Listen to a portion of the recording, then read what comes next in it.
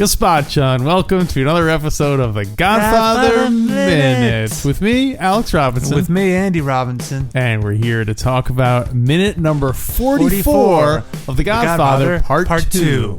Alex, repeat after me. Let me guess. Minuto numero 44. That's good shorthand. That's 4-4, not 44. Yeah, they call that shorthand. Shorthand. They call it shorthands. Yeah. You would call it quattro if you wanted to do minute 4 twice. If you wanted to do a double length version of analyzing minute 4. Was minute 4 that interesting? It was pretty rocking. And also, do you count minute 4 of GF1 and now minute 4 of GF2? Are those the two? How do you say it in Italian? 44. 44. You got it. That's pretty simple, straightforward. I realize now that you sound like Apollonia does to you sound to Italians like Apollonia does to English speakers. You're like, oh, I know how to speak Italian. 4, 5, 1. No! Well, tell us about this minute, Alex. Well, one of the most fascinating minutes in the movie. Well, I feel like you're saying that sarcastically, but there is a big shift. There is. So Mikey is in talking to Anthony, explains that he has to leave and vetoes Anthony's naive offer of helping. You mean vetoes like vetoes? Like does not accept it. Sorry, I meant to say vetoes. Yeah. I didn't realize that vetoes. That's really fun. No, I really didn't. That's you can't drop a word like veto in this podcast, not expect all of our Poor listeners. Choice avoid. He exterminates Vito's offer. Meanwhile, in 1917, we catch up with Vito Corleone, now a 26-year-old husband and father, living in the big streets of New York City. Can a young immigrant make it in this topsy-turvy world? You're watching The Godfather. He just has 24 years to turn this little family business into an empire. So yeah, I was surprised that because I would have assumed, I knew we were talking that this might have been the moment where we transitioned to the other thing, but to the flashback sequences. Yeah. But I would have thought there would have been like street scenes. You know what I mean? The fact that it transitions literally from Michael to Vito in one shot. There's no like, oh, you see horses running around. There's nothing that like sets the place up. It just goes right to. So anyway, do you think that's a good move? Yeah, I like the visual thing of having them kind of next to each other, and they're both with their kids in their respective places. Yeah. So anyway, but let's talk about the Mikey and Anthony part before we get to Vito Corleone. Yeah, let's talk. Yeah. Did you hear this time the toy piano? Yeah, like a music box kind of sound.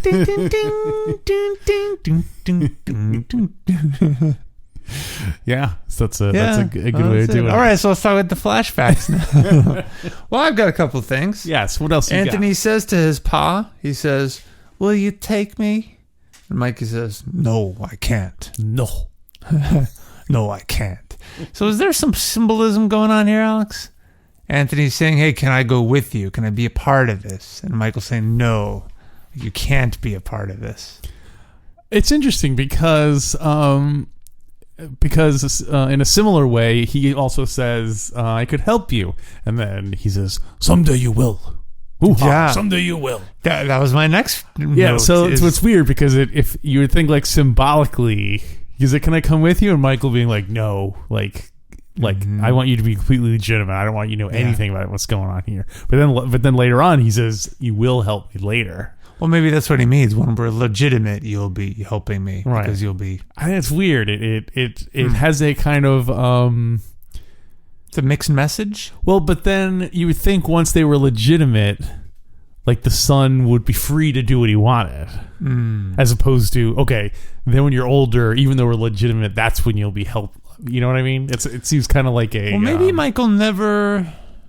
Maybe Michael. He never wanted this for you. Well, he didn't want the crime for. He doesn't want the crime for Anthony, but maybe he sees that it's always going to be the role of someone in the family, probably the son, the male of the children, to take on the family business, even once it's legitimate. It's their responsibility. I guess. I mean, that's clearly kind of at one level what Michael, sees. He wants him to go to law school and all that stuff. But it seems like Mikey is kind of. It's much more like when you consider that the first time we meet Michael Corleone, he's wearing his army uniform to set himself apart from the family. It'd be like, So not only has he now gone to work for the family, but he's totally like, it's assumed that his son will work for the family. Yeah, he's made that jump. It's. Oh, I see. It's not like he's like, okay, I'm doing this because, it's like in order to do it, he had to totally commit to it. He had totally had to be like, now this is like the thing. Yeah. So, interesting. Yeah, interesting dialogue. So do you think at this point, Mikey, so we're agreeing kind of that Mikey seems like he's expecting Anthony to go into the family business. Yeah, someday you will. Hoo-ha. Well, it's also interesting but make because... sure when you do come to help me, you have a law degree, because a lawyer can make much more than 100 button men. Hoo-ha. You don't go to law school to get stupid or listen to Tony Bennett records. Combining all this. So originally, and also, of course, as we know, the book is different. The book was different than the movie in the first one. Because in the book, Vito really wanted him to join the family business and made fun of him for doing miracles for strangers and stuff like that. And then eventually, but then also in the movie, he's kind of like, I didn't want this for you. I wanted you to be but it seems like even if the Don's plan had worked perfectly, that Sonny took over the crime part of the family, Mikey being a governor or a senator would help the family. It wasn't just purely for its own sake that he wanted him to be a powerful person. Are you sure? I thought that was kind of like what when Vito was talking to Tom Hagen about it. I thought that was kind of the arrangement. Oh, that was kind of like what big the plan plans for you. Like, he doesn't want to be part of the family, but he will go into legitimate business, and that's how he will. It's certainly not going to hurt the family business to have Governor Corleone. Yeah. You know what I mean? So that is interesting, because when Don Vito, when they're in the garden and Vito is talking to Michael, says, I never wanted this for you. I thought you could be the one pulling the strings. I always interpreted that as, but I didn't want you to have to deal with any of this crime stuff. That you could like be a powerful person and not have to get your hands dirty, but not necessarily mixed up in the family business. But now that I think about that flashback scene to Pop's birthday, where Michael reveals, which we haven't seen yet, it's the end of GF2, right? Yeah, right. Where Michael shares that he signed up for the military, and Tom Hagen says, your father and I talked many times about your future. He had plans for you. That makes it seem like he did have plans to have him involved in the family business. Right. Also, like, he didn't say, like, oh, you could have been, like... Tom Hagen, you mean? Like, no, when Vito is giving the options that he could have had, it's not like he said, oh, you could have been a school teacher. Like, they're all, like, powerful figures. Yeah. Because and I guess also to Vito, that's kind of like what life's all about. Yeah. You're either the puppet master or you're the one being puppeted. Yeah. So. And I don't apologize. Right. Yeah, exactly. And he even says he'd be the one pulling the strings. Right. Yeah. So I guess Don Vito did intend for him to be involved in the business, but just at a higher level. Whose idea do you think it is to be? Do you think Vito who's came up with the idea of the Corleone family being completely legitimate? Do you think, like, I think Barzini. I know. Yeah. No, but like, was Vito? when Vito was acting. I think it was as the Michael. I'm going to answer your question. I think it was Michael. So you think Michael said to Vito at one point, "Listen, Pop, if this is going to work, we got to go completely legitimate." Ooh ah. Kay, my father's way of doing business is over. It's done. Even he knows that. Right. But is that the family will be completely legitimate? I mean, I think it's Michael innovating. I think it's Michael's idea. I think so. Yeah. Yeah. Maybe that was the only way he could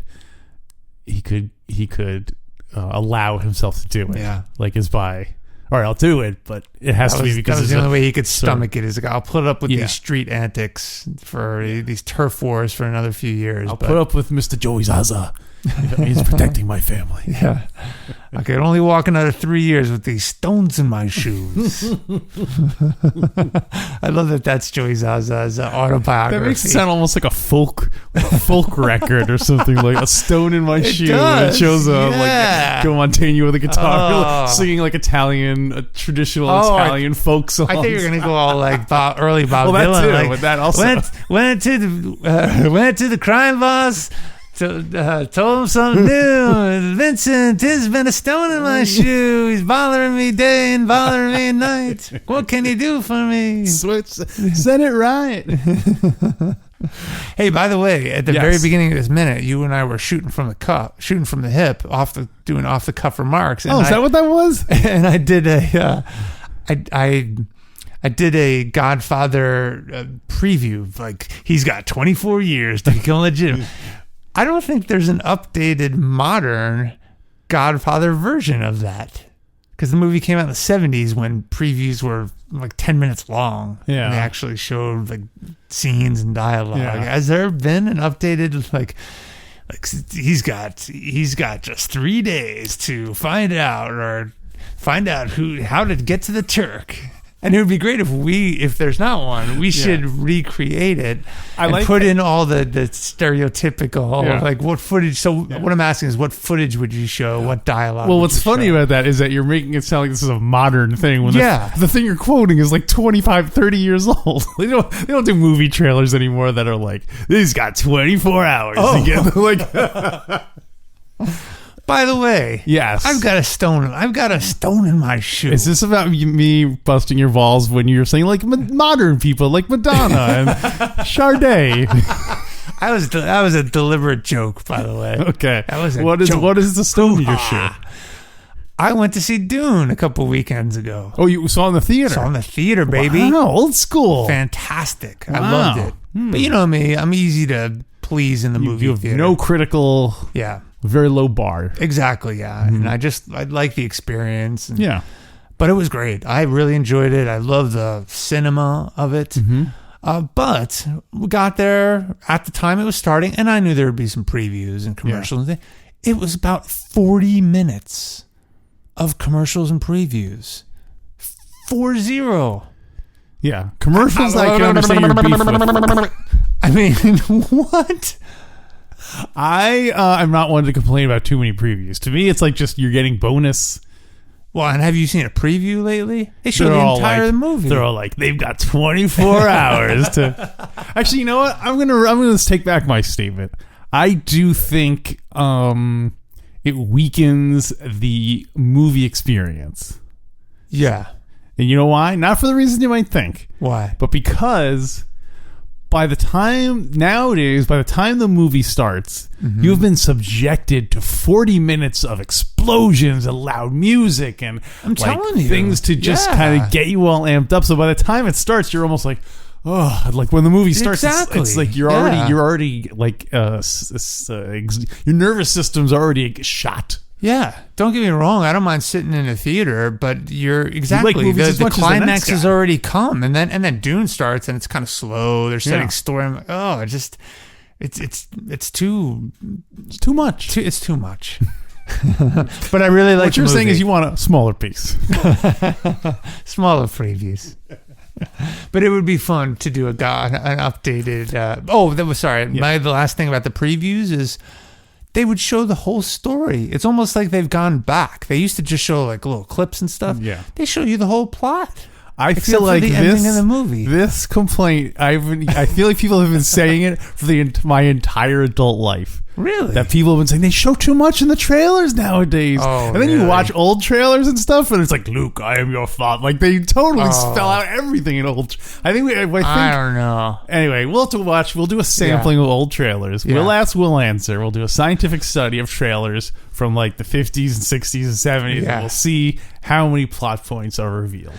I agree that the ones from like the 70s that I remember are long and they show die scene, like almost like whole scenes. Yeah. But I definitely remember them getting tightened up in the 80s and 90s and aughts. But I don't know. I haven't been to a movie in a few years. Right. Well, you just said you're still doing. Well, since we're in pandemic. Oh. It was the first one in probably 2 or 3 years. Wow. I just couldn't believe it. They just kept going and going. And this one action movie, they basically took you through the entire thing except the very ending of the movie. Yeah. So you knew all these surprises. Anyway. But to answer Listen your question. To me, I sound like an old guy. There is a... you don't sound like an old guy. You are an old guy. You know why I sound like an old guy? Not because I'm complaining, because I told you I went to see a movie. You looked in the newspapers at the movie clock, saw what time the movie was running. By the way, it was a silent version of Dune. Oh, that would be cool, actually. Live piano player. To answer your question... there is a thing on the internet of people reek of making trailers for movies in modern styles. Like they'll take like the original classic Star Wars, and they'll like, if they release Star Wars today, what would the trailer look like? Okay, you know, or they'll say like, this is the trailer for Star Wars in the style of Guardians of the Galaxy, or something updated like that. Oh, cool. I don't think I've seen a Godfather one. It's ripe for the picking. If we were like new video editing and stuff, that would be such a fun project to do. Because you could do one that made it look like a comedy, one that makes it look like a murder mystery. You know what I mean? You could totally. Maybe that's what our bonus content could be. For the next few weeks, we could pick a genre, or we're making it look like a comedy. What dialogue would you put in there? You know, I thought every week you'd edit it in a different style, and I was like, wow, you really have lofty goals, and you want us to. I think for comedy, after every little scenelet you show and footage, you show Luca Brazzi's face getting choked all close up, because it repeating would be funny with a slide whistle. And then after that, it cuts to the dongle. What's the matter with you?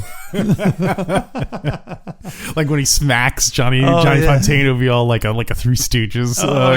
Rewind it and fast forward and rewind it and fast forward. So he looks like he's. And also when Sonny is beating up Carlo. Like that, you could put a funny, goofy sound effects. Laugh track. Movies are famous for their laugh tracks. There's a lot you could do. Yeah. So anyway. Yeah. So how do we start talking about that? Movie trailers doesn't matter. Yeah, just start talking. It's the way about Pop Dune. Wants it. Mm-hmm. Pop, so Mikey and Get back to the minute. So Mikey says goodbye to Anthony. Says goodbye to Anthony forever. It's like go run your little restaurant up in Greenwich, Connecticut. Yeah. I like when Anthony says, "But I can help you." I think Michael should have said, "Oh yeah, it's not like far away. You got to walk right up into him, and then bada bing, you get blood all over your 9th grade pajamas." So there you go. Okay. So anything else about the Anthony Mikey scene? No, Mikey I just want to. No. I'm ready to go back to 1917. Over 100 years ago now. Latest. So, for those of you who have never seen Godfather 2, Alex, it is possible. It's possible. It's possible, isn't it? Well, that's what history teaches us. Is that we had one listener who had not seen GF1 until we finished it. Yeah, and they're more likely to have seen GF1 than GF2. So, I just want to point out, this could have been an awesome surprise for someone, the whole flashback, because I don't think we've mentioned it, or maybe not much. I feel like we've probably mentioned it offhandedly. Yeah. I mean, we said like, oh, we see Clemenza, and stuff like that. So I told you about how a few weeks ago I saw Godfather 1 with our Latin scholar Peter Crucci and his son Joe, who got who found the scenes of Apollonia very provocative. He watched it again. He's a freshman in high school. He watched it again. The whole movie, or just the Apollonia part? No. Well, I'm sure that's the part on the tape that's all worn out now. That's something kids don't know about today. They don't know. They don't get it. I tell you about these previews? Oh, we'd have to put Everything with him Apollonia. is spoilers. We had to put Apollonia in the preview, by the way. Oh, of course, yeah. maybe when she takes off her shirt Yeah. over her breasts, they're a little like deleted. Look, what do you call those? What do you call them? like a black bar or like Yeah, a black bar, and Yeah. it says like in theaters, March 10th. perfect. In theaters this Tuesday, Wednesday, Friday. Oh no! Oh, but anyway, so they said, "Oh, Joe watched Godfather 1. He really wants to watch Godfather 2. So we have to work out having him as a guest on the show before it was, because I want to ask him about Totally, GF yeah. too." Well, this is what I would say. It's probably easier for you to do it. Yeah. I mean, both technologically and Yeah. scheduling wise. So I say I give you I'll just permission to for go it ahead and just, ask some questions. yeah. I mean, maybe you and I can brainstorm some questions together. Yeah, to sounds ask them. good. So yeah, I like And it. we were all hanging out after we watched it, and my friend said, "Oh yeah, because in Godfather 2, you're gonna." I said, "Shut up! Yeah, Let him see it totally unspoiled." Totally. So unless he's done some online research or my friend's blabbed, Yeah. he doesn't know that it goes back in time to Don Vito in 1917. Right. Well, we did see the first. This is actually technically the second time. Oh, that's Because we right. did see Yeah. him as a kid. But Yeah. this is the first indication that it's going to be a recurring. It's easy Yeah. to look at that and just go, that was just a It's a little. one-off, kind of Yeah. sets the tone. But yeah. that would be very interesting. Okay, so I'll do it. Any questions you want me to ask, Joe? Ask him: does he expect that there will be just as much nudity in part 2, less nudity, or more nudity? Was he? That's what I would say.